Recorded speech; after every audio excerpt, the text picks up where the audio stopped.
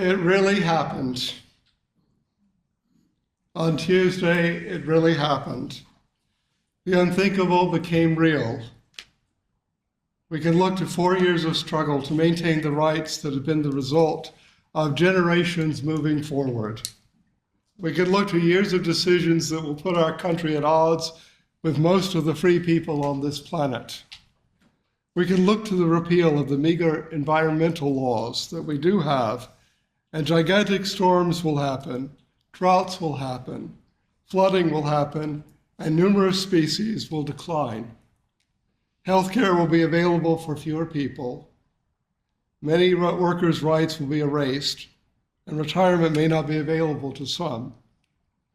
For the first time in history, an American election has caused our allies to grieve and our enemies to rejoice.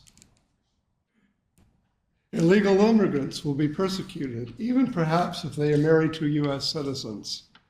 Women may no longer have control over their own bodies. Many people of color, especially African Americans, are terrified. They fear that the gains of the civil rights era and even further back will be erased. People who are lesbian, gay, bisexual, transgender, and others are distraught.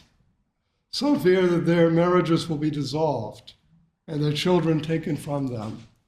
Some fear that the federal protections in the Matthew Shepard Act and other legislative acts will be repealed. These are the kind of thoughts that have burdened us in the past days. I know that they have burdened you, they have burdened me. I have colleagues in the Unitarian Universalist ministry who have been unable to function due to despair. Others have been able to organize vigils, worship services, and other ways to serve congregations or advocate for our values. In these dark times, it is necessary to become recentered on those things that make us Unitarian Universalists, especially in the former purposes and principles and the spirituality of liberal religion. To move forward, we must become regrounded in who we are and understand why we are here. We need to remind ourselves that we are a community of hope, one that will not be restrained by appeals to tradition or to the past or to religious views that no longer work. We offer a unique vision of faith that embraces spiritual diversity and has worked for expanding human possibility for centuries. We need to remember these qualities of our Unitarian Universalist faith, and that even though we have always been a small religion or religious community before the merger, we have always had a voice greater than our numbers would imply. The abolition of slavery, most in our religious history supported it. The abolition of women's suffrage, many in our movement worked powerfully for it.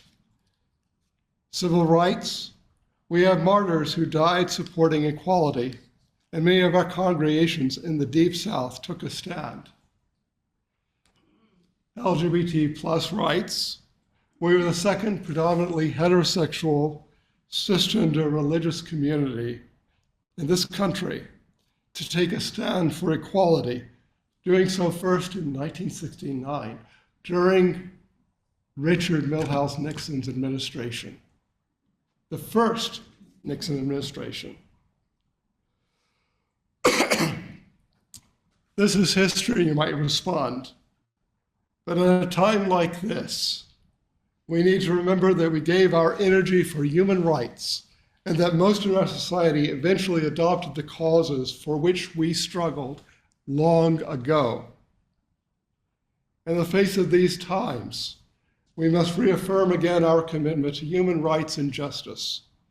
We must also remember that we are here for this. We have been involved in the struggle for human equality for centuries, and we are still there today. This is just a reminder that we have been here a long time, and that like our predecessors in this faith tradition, we cannot give up. We cannot give up hope. All is not lost. Our religious movement has been involved in this struggle for centuries. Our predecessors in this faith gave their energy to move us forward as a nation, against greater challenges than the ones we now face. We want this struggle to be easier, but it will not be. As Vice President Kamala Harris said, sometimes the fight takes a while. In a peculiar way, this struggle is a sign of the hope that we have that change can come and all people can benefit from the potential of American democracy. We just have to remember that others have faced struggles under even worse circumstances and believe that we can rise again to this moment. Thus far, we have considered our situation, our possible situation. Unitarian Universalist community is not about one person's opinion or only one spiritual perspective. At times like these, we turn to each other to consider the hope that is in our hearts. We have faith that persons, not just those of us with seminary degrees, can name the spiritual truths and the ethical values that form us.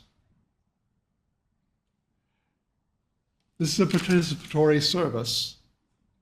In this time, I invite you to turn to your neighbor or neighbors and share where you are finding hope. If you brought a reading, share that. Try to keep your group small so that everyone can have a time to speak. If you're on Zoom, you'll be placed in a room to talk with others as well. You will have 7 minutes to share before we are called back together. I invite you now to turn to your neighbors, even if you don't know them.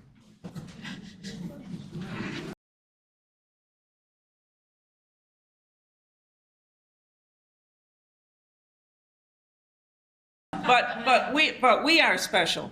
That's what we're saying back there in our group, that we feel very heartened that all of us decided to get up and come this morning because we know the values that we stand for and we want to be together, to be hopeful together. So that's a very good thing, and we're celebrating that.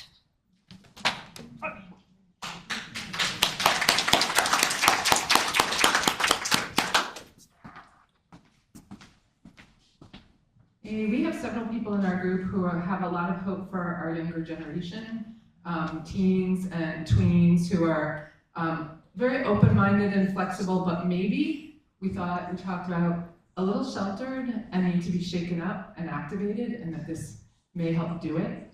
So, but some of us have a lot of hope in that.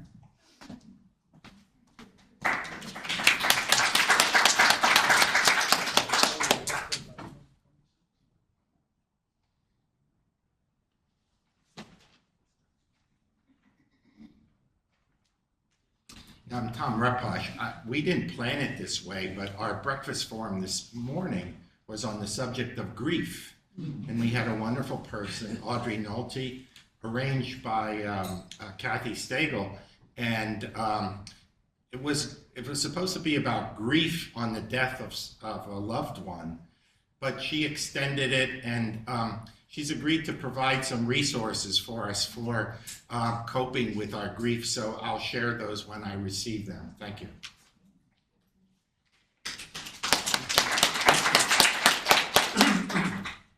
Maybe as we grow older, we get a little bit more perspective, as though some people would say it's putting your head in the sand, but you know, this too shall pass. But you gotta be careful, you don't just use that and put your head in the sand, but this too shall pass.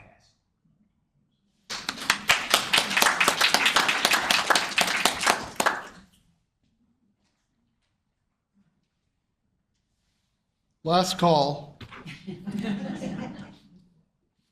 Many thanks to all of you who shared your thoughts on hope. It might seem unrealistic for us to embrace hope in these times. Maybe it helps, though, to reflect that there's no perfect time, or certainly no perfect past. We may look to the past and the present and surrender to the view that hope is somehow unrealistic. It seems that there is no health in us, that humans are destined to regress into cycles. To do so is only to see the worst in our times and also in human nature. And to respond to that pessimism, we need to have perspective, not only of the past, but of the present, lest we fall into despair. We need to remember that hope is what sustains the good. It is a gift and not unimportant. Howard Zinn was an American historian who wrote a people's history of the United States. I know that some of you have read it. He was an American historian, playwright, philosopher, socialist, intellectual, and World War II veteran.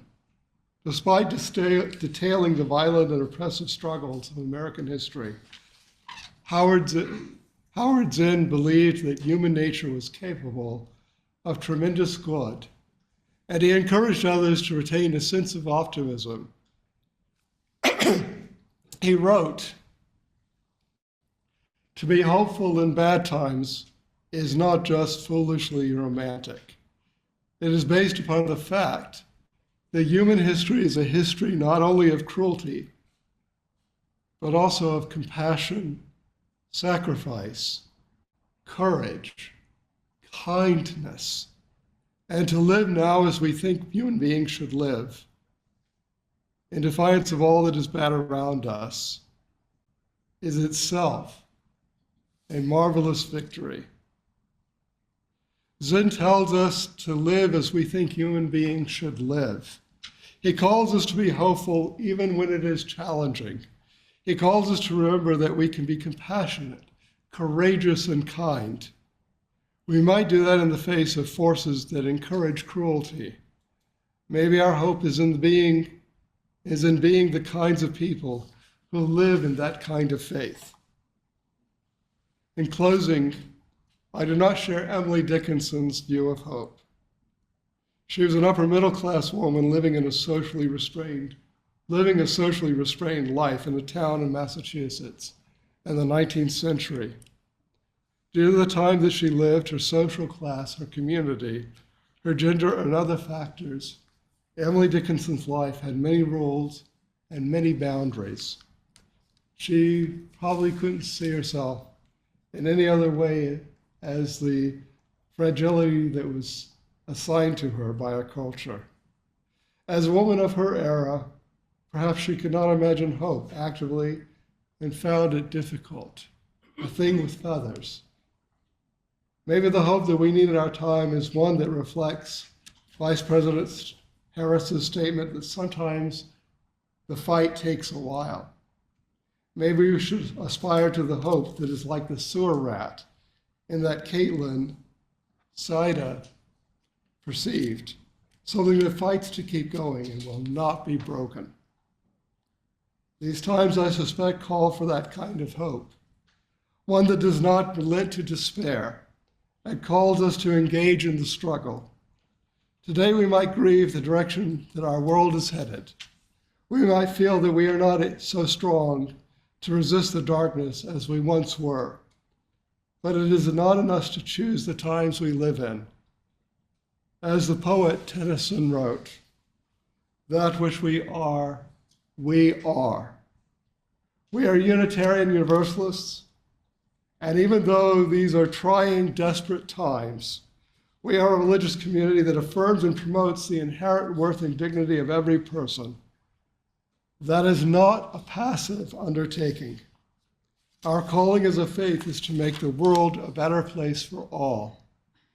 Let us gather that hope in this struggle, even as we grieve, and affirm that all is not lost.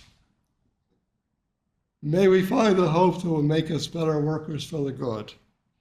Keep believing that the world can be better. And despite the evidence, that human beings are capable of true nobility and character. Provide mutual support to each other. Stay with this congregation even when things are difficult. You will need this spiritual faith, the spiritual faith community, more and more in the days to come. You will need someone to lean on. All is not lost. love will survive. May the Spirit of life and love be with us and hold us this day and in the trying days to come. So be it. Blessed be. Amen.